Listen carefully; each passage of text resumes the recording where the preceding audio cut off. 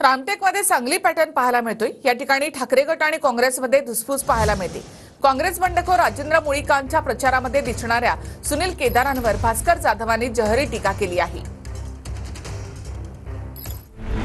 रामटेकच्या जागेवरून ठाकरे गट आणि काँग्रेसचा वाद पेटलाय।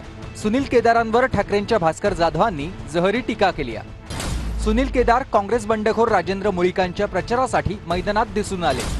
उद्धव ठाकरेंसोबत गद्दारी केलेल्या माणसाला जागा दाखवू असं सुनील केदार म्हणाले। जयस्वालांच्या उमेदवारीचा संदर्भ देत केदारांनी स्पष्टीकरणही दिले। हा जो आमदार आहे याला सत्तेचा माज एवढा आलेला आहे।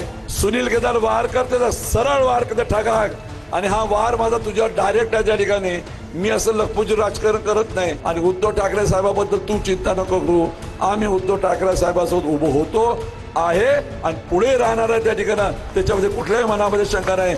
रामटेकमध्ये महाविकास आघाडीनं ठाकरे गटाच्या विशाल बरबटेंना उमेदवारी दिली आहे, तर ही काँग्रेसचे सुनील केदारांकडून बंडखोराचा प्रचार सुरू असल्याचा आरोप करण्यात आलाय।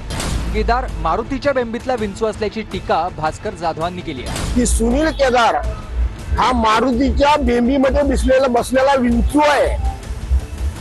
सुनील केदार हा शिवसेनेच्या हिताचा नाही, तर तो मारुतीच्या बेंबीमध्ये बसलेला विंचू आहे।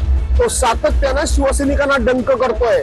त्यामुळं सुनील केदारांनी स्वतःच्या गद्दारीचं समर्थन केलं तरी ते मी मान्य करणार नाही।